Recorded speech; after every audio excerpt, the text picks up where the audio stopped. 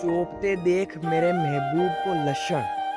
ए मुर्शद, मेरा दिल करिया हो। मैंने काले खबर उनी कि बाटी में घी नहीं लगने से नाराज युवक ने लगाई फांसी। थोड़ी थोड़ी चौपड़तारी जो रे, नहीं तो टापरा में से जाएगा। पूरी बाटी चटक डिंग डिंगा डिंग नाटक नाटक डिंग डिंगा डिंग नाटक नाटक। हम उन्हें मिले भी तो जिमने में। अब हमारे एक बात समझ में नहीं रही कि उन्होंने दिल मांगियो कि दाल कि श्रीखंड।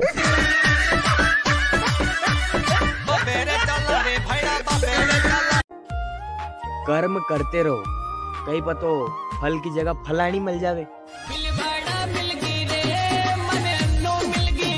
मैं किसी और का हूँ फिलहाल तेरा हो जाऊं, इस लाइन में कवि जानबूझ के अणुता चल रहा है और वो खाना खाने की खुराक में।